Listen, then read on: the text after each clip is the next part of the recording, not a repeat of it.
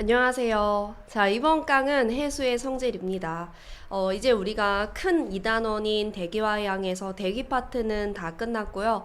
이번 시간부터 해양 파트로 넘어왔는데 그 첫 번째 시간이 바로 해수의 성질이에요. 그러니까 바닷물이 가지고 있는 성질에 관한 이야기고, 이거 뭐 어려운 내용은 아닙니다. 일단은 뭐 바닷물이 얼마나 따뜻한지 해수의 온도 얘기를 할 거고, 그 다음에 뭐 바닷물은 우리 바다에서 뭐 놀다가 수영하다가 한 번쯤은 바닷물 살짝 먹어본 적 있잖아요. 바닷물이 얼마나 짠지 염분 얘기를 할 거고요. 그리고 수온과 염분에 의해서 결정이 되는 해수의 밀도 얘기. 마지막으로는 바닷물 속에 기체가 녹아 있거든요. 바닷물 속에 기체가 얼마나 녹아 있는지 용존 기체 얘기까지 이렇게 해보려고 합니다. 자, 먼저 첫 번째 순서는 해수의 온도, 수온이에요. 자, 해수의 온도 얘기를 할 때는 우리가 두 가지 측면에서 얘기할 수가 있어요. 일단은 표층 수온이 있고요. 그리고 연직 수온이 있습니다.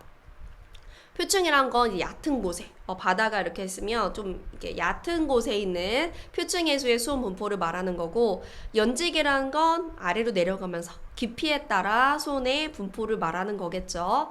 자, 표층 수온부터 볼 건데, 여러분 표층 수온을 결정하는 가장 중요한 요인이 뭘까요? 가장 표층 수온에 영향을 많이 주는 요인. 우리가 뭐 수온뿐만 아니라 우리 지구에서 기온의 분포를 생각해봐도 마찬가지거든요. 지구에서 어디가 제일 따뜻할까? 이렇게 묻는다면 우리 지구에서 적도 근처가 제일 따뜻하겠죠. 반대로 뭐 지구에서 어디가 제일 추울까? 이렇게 묻는다면 이제 북극 아니에요? 맞아요. 극지방이 제일 춥다. 이렇게 생각을 할 거예요. 마찬가지로 표층 해수의 분포도 위도에 따라 달라져요. 적도 부근이 제일 따뜻하고 극지방 부근이 제일 차가울 겁니다. 근데 왜 그러냐라는 거죠. 왜 그런 겁니까? 맞아요. 그 위도에 따라 태양 복사 에너지가 다르기 때문이에요. 태양으로부터 오는 복사 에너지인 태양 복사 에너지.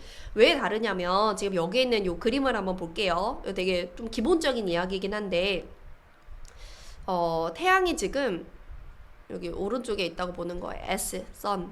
태양이 이렇게 있으면 태양으로부터 태양 복사 에너지가 저위도에도 고위도에도 처음에 이제 같은 양만큼이 들어왔을 겁니다.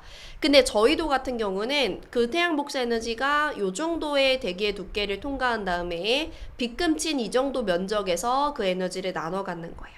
자, 근데 고위도 같은 경우는 태양 복사 에너지가 비스듬하게 들어오기 때문에 태양 복사 에너지가 이 정도의 대기의 두께를 통과해가지고 이만큼의 면적에서 나눠 갖게 되는 거거든요. 그러면 단위 면적당 태양 복사 에너지를 비교했을 때는 그 같은 면적당 태양 복사 에너지는 저위도에서 더 클 거라는 거죠. 그래서 저위도가 고위도보다 따뜻한 거거든요. 이러한 단위 면적당 태양 복사 에너지 차이 때문에 우리가 표층 수온의 분포 역시 위도에 따라 결정이 되더라. 그래서 표층 수온이 같은 지점끼리 연결한 등 수온선의 분포가 위도랑 나란하고요.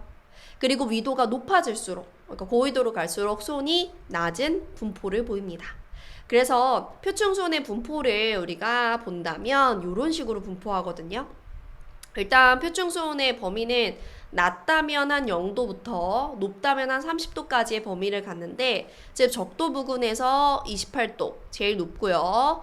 북반구에서도 이렇게 고위도로 올라갈수록 낮아지고 남반구에서도 고위도로 올라갈수록 이렇게 아래쪽으로 갈수록 낮아지는 거를 볼 수가 있어요.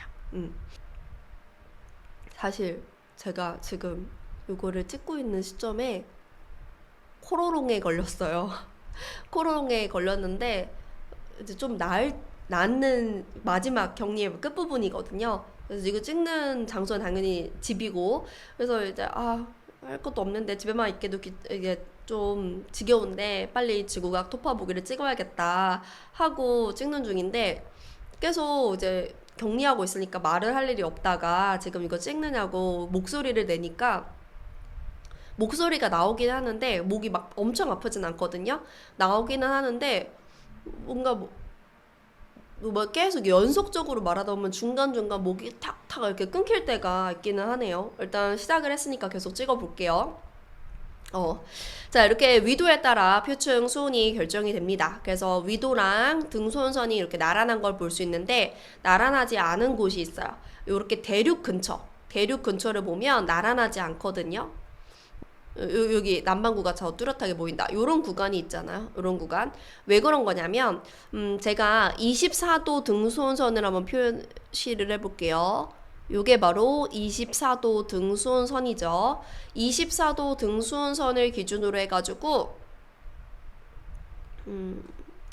지금 요 바다의 서쪽과 동쪽을 비교를 해보면요. 서쪽을 1번, 동쪽을 2번이라고 할게요. 우리 서쪽 같은 경우는 지금 24도보다 더 수온이 높고요. 동쪽 같은 경우는 24도보다 더 수온이 낮잖아요. 얘는 분명히 1번, 2번 위도가 동일해요. 동일한 위도임에도 불구하고 수온의 차이가 나는 게 바로 해류 때문이에요.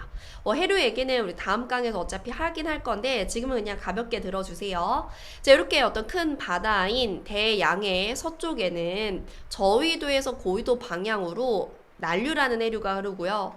그리고 동쪽에서는 고위도에서 저위도 방향으로 한류라는 해류가 흘러요. 그래서 서쪽에서는 저위도에서 올라온다. 그러니까 따뜻한 해수가 흐르게 되는 거고요. 동쪽에서는 고위도에서 내려온다. 그러니까 차가운 해수가 흐르게 되는 거죠.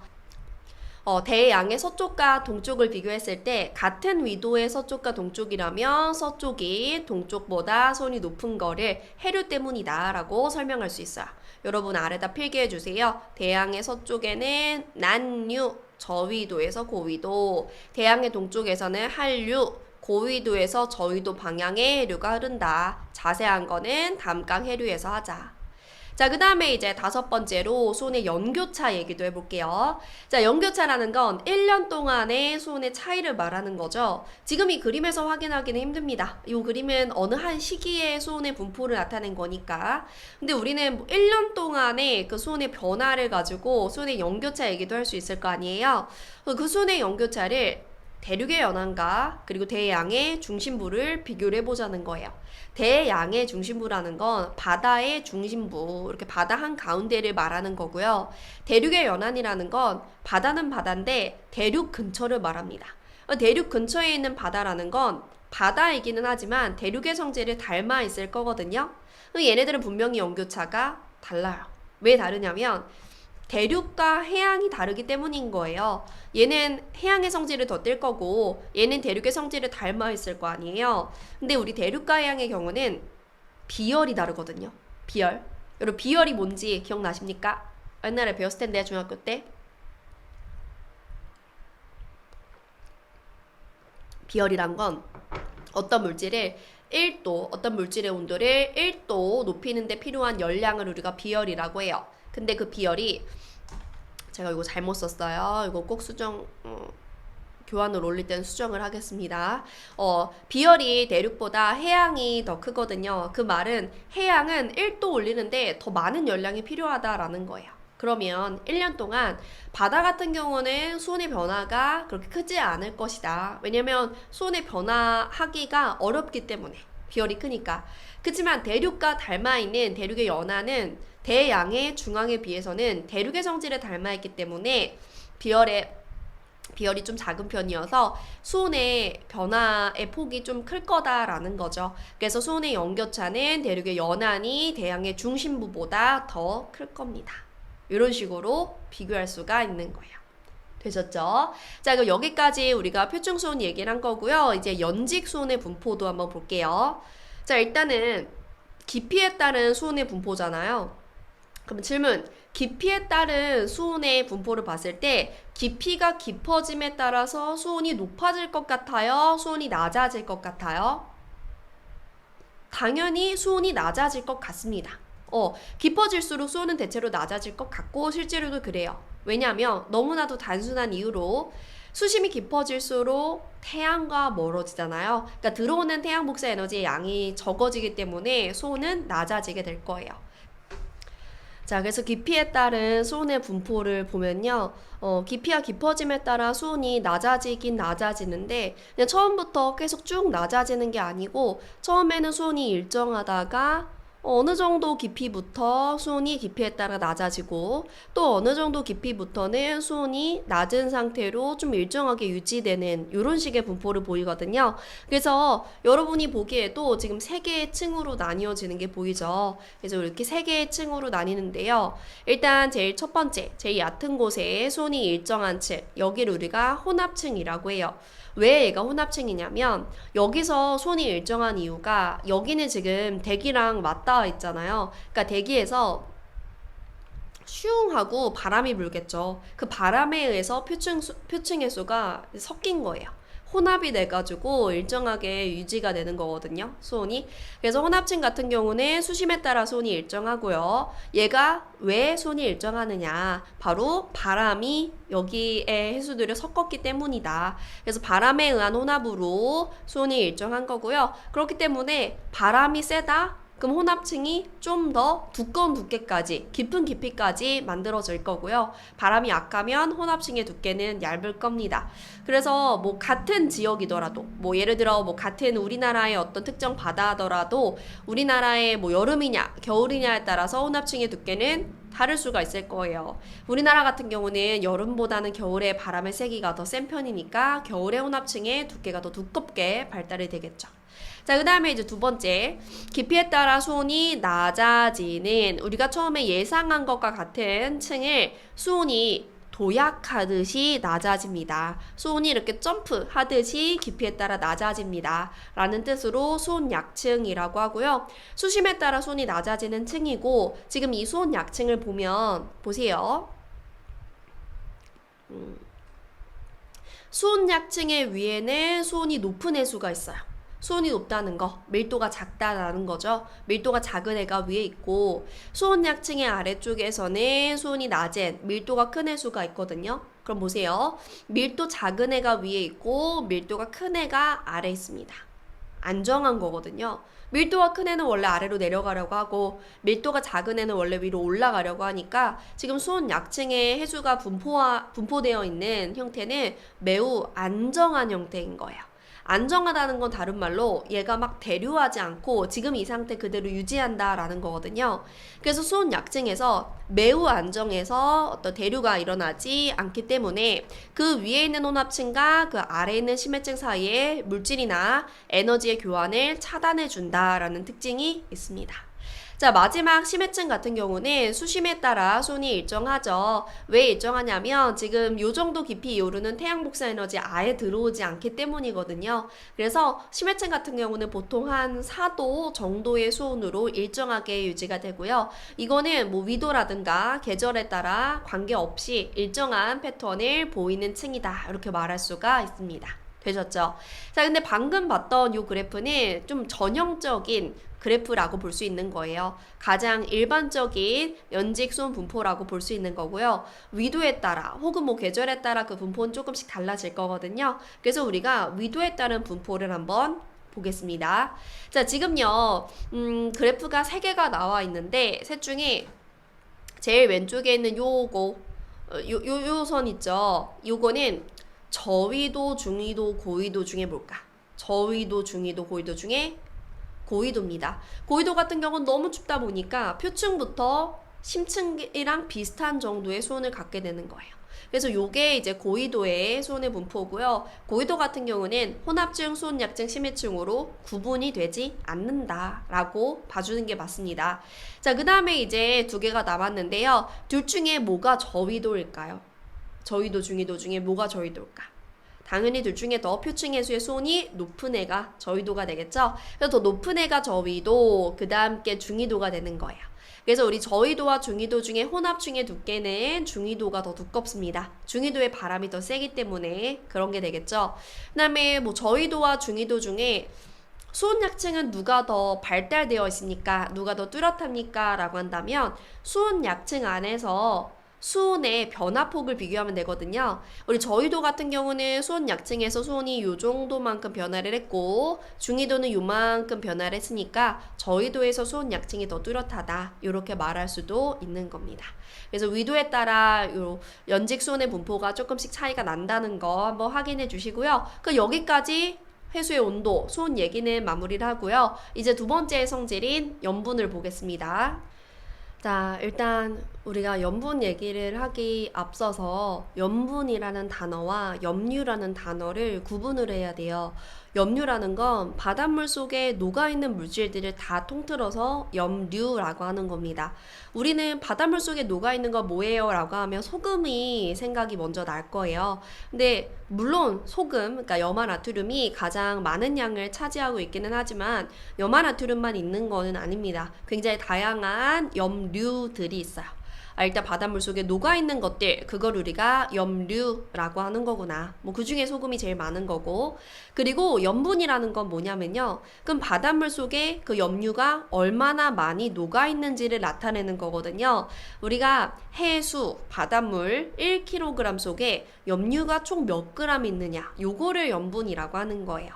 물론 바다에 따라 염분은 다 다르겠죠. 근데 일반적으로 우리 평균값이 해수 1kg에 염류는 한 35g 정도가 들어있는 게 평균이거든요. 그래서 우리가 염분의 평균값은 35, 단위로는 PSU라는 실용 염분 단위를 이용합니다. 그래서 평균은 35 PSU다. 이 정도로 알아두시면 됩니다.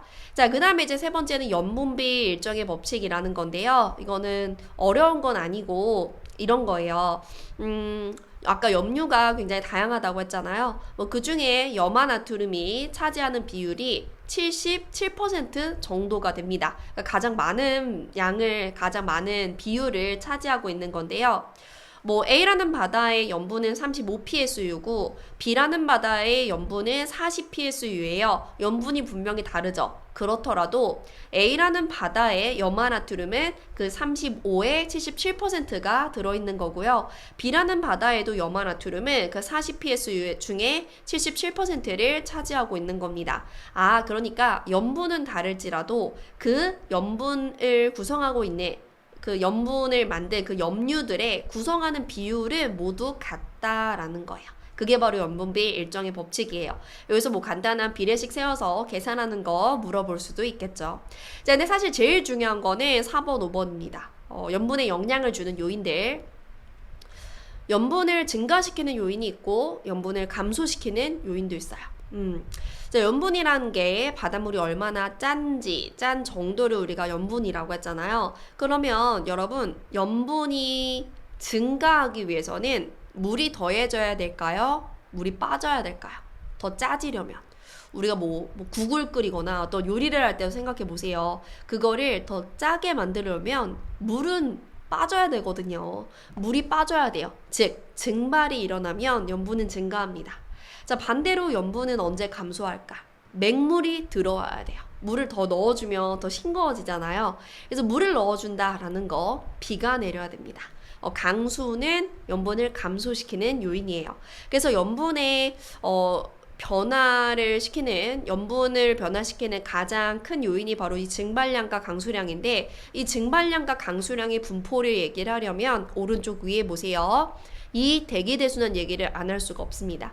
선생님, 이 대기대순환 온대저기압에서도 나왔었는데 지금 또 나오네요. 맞아요. 또 나와요. 여러분, 다음 시간이면 이 대기대순환 드디어 배울 수 있게 되는데요.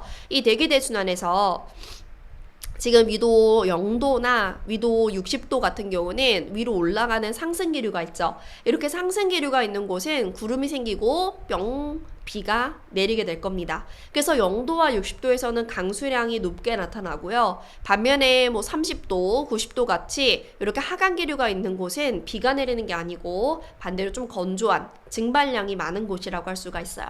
그래서 우리 왼쪽 아래 보면 제가 지금 위도에 따른 강수량과 증발량의 분포를 그려놨거든요.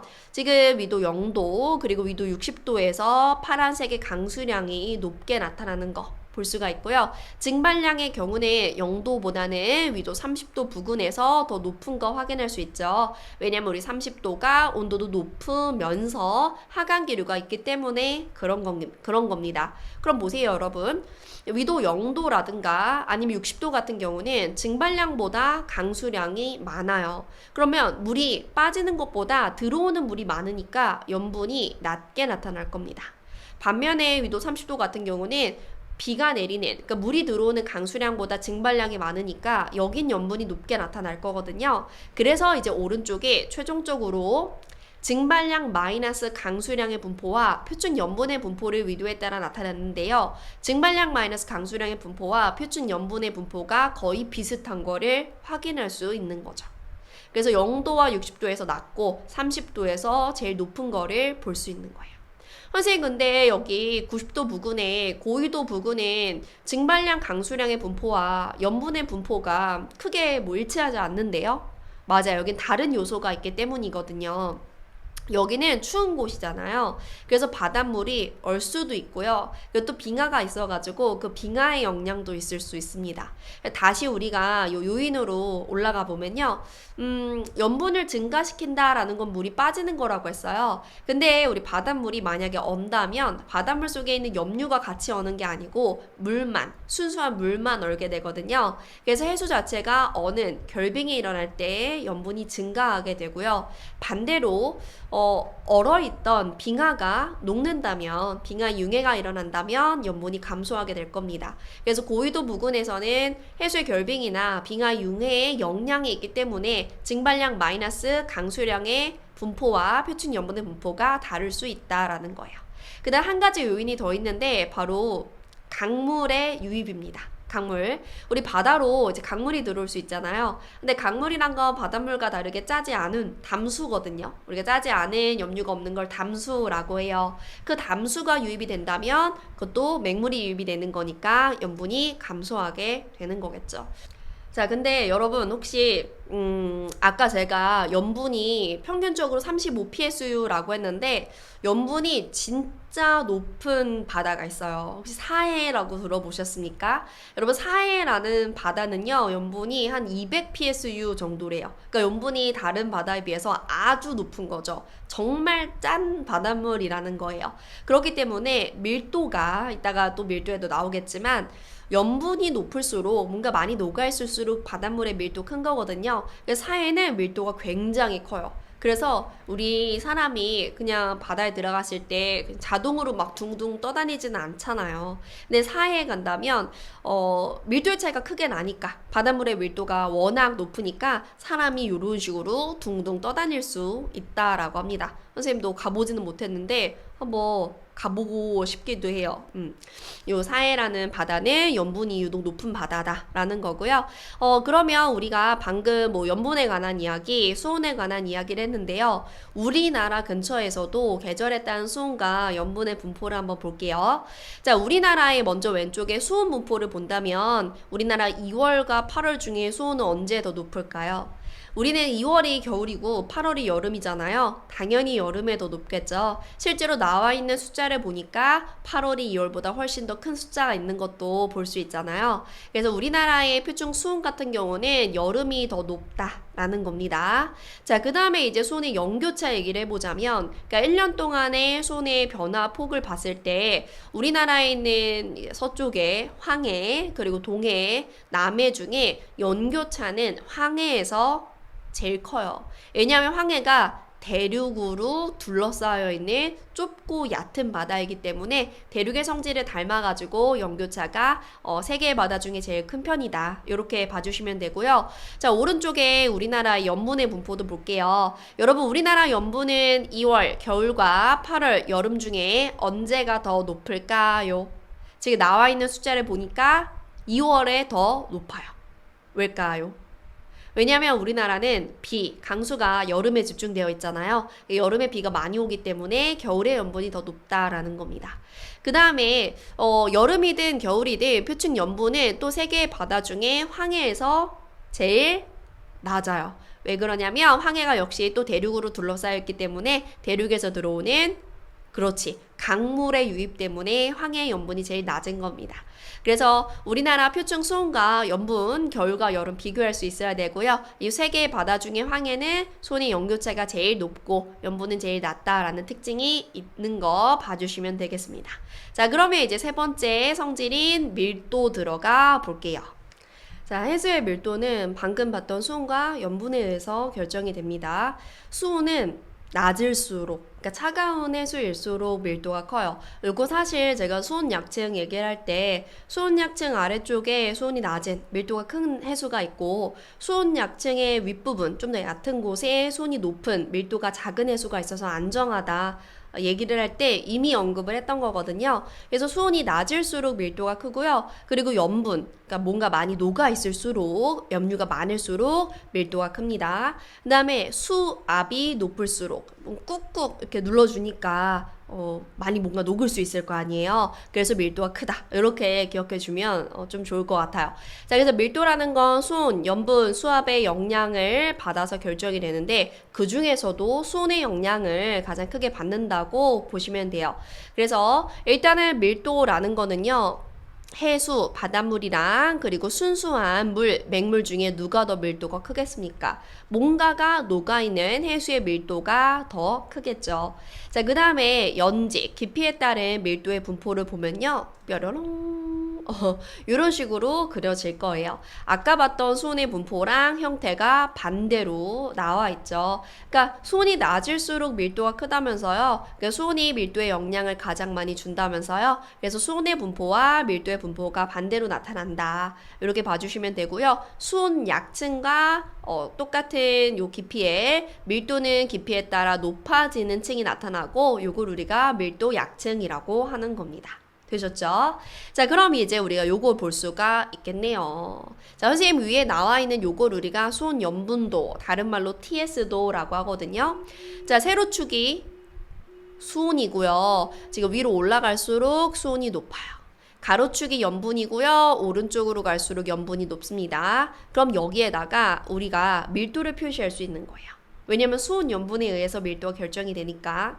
밀도라는 건 수온이 낮을수록 염분이 높을수록 크잖아요. 그러니까 이 도표에서 오른쪽 아래로 갈수록 밀도가 커지는 거죠. 그래서 여기 등 밀도선의 분포를 보니까 1.0250, 1.0260, 1.0270, 1.0280 오른쪽 아래로 갈수록 밀도 커지는 게 보이죠? 그럼 여기 지금 A, B, C 해수가 찍혀 있어요. 그럼 이거 보고 그냥 A, B, C의 어떤 물리량들을 비교할 수 있으면 되는 거거든요. 자, A, B, C의 수온 비교해 보겠습니다. 수온이 제일 높은 건 제일 위에 있는 애가 수온이 제일 높은 거고 제일 아래에 있는 애가 수온이 제일 낮은 거예요. C가 제일 높고 A가 제일 낮다.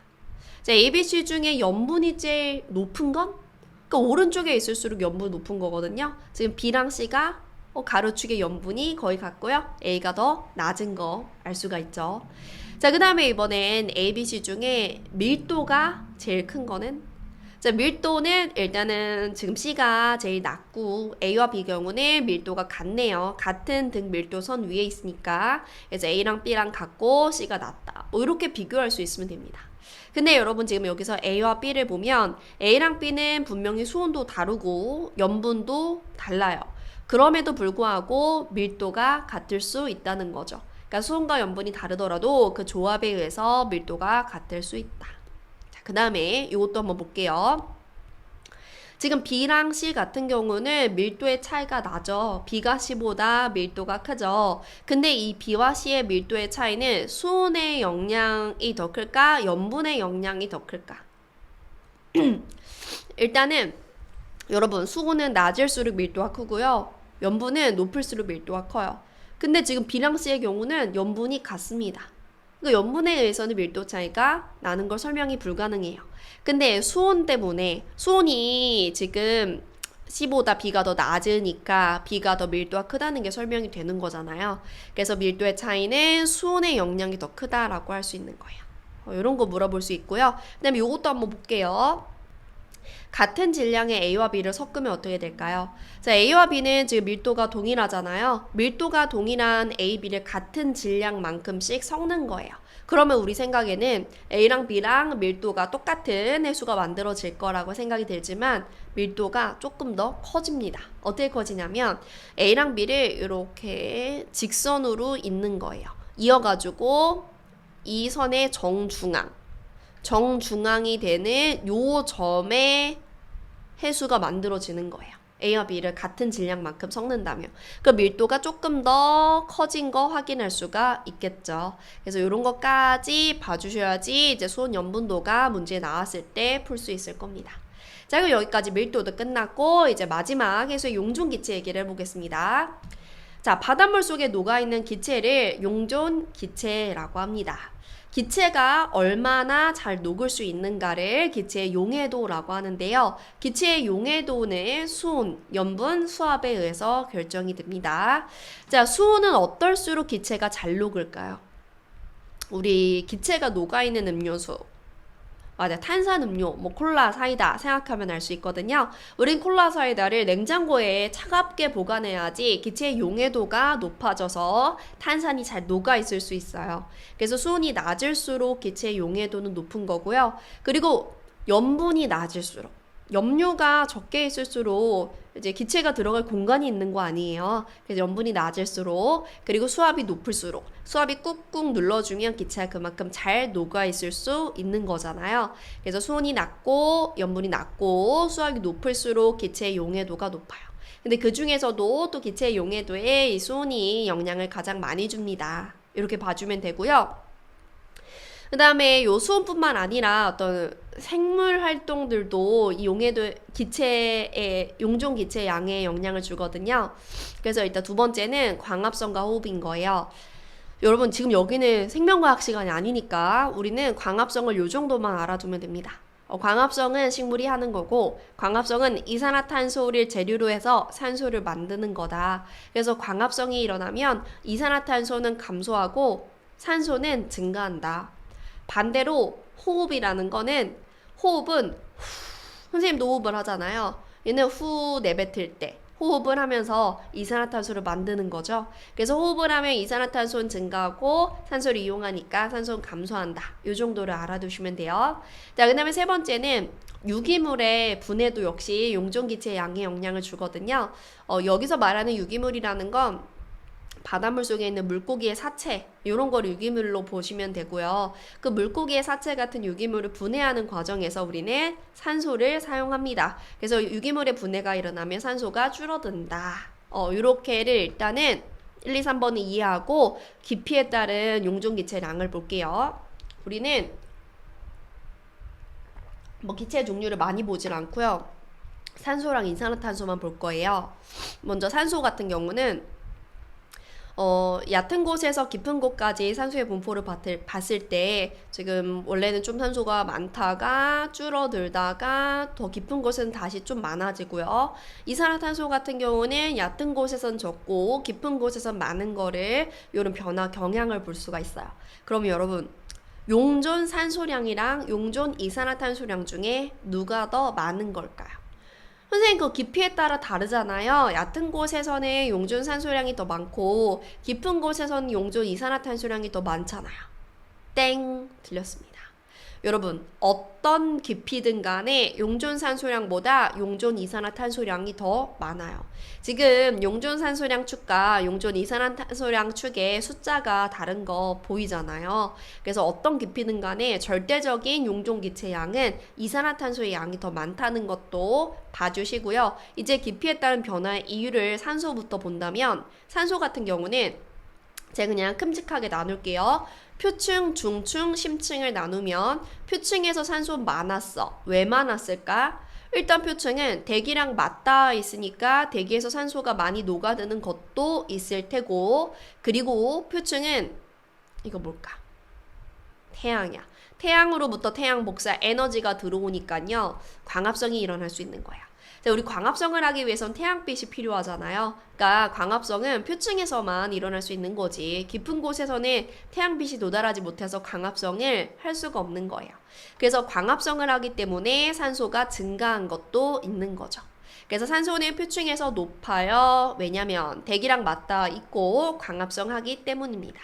자, 그런데 여기 중층, 중간 깊이로 가면 다시 산소가 슉 하고 감소합니다. 왜냐면요, 빛이 못 들어오니까 광합성을 못해요. 광합성을 못하지만 호흡은 할 수 있겠죠. 호흡을 하고요. 그리고 여기서 이제 물고기 꽥 죽은 사체가 분해되는 유기물의 분해가 일어나기 때문에 또 산소가 증가하는 겁니다.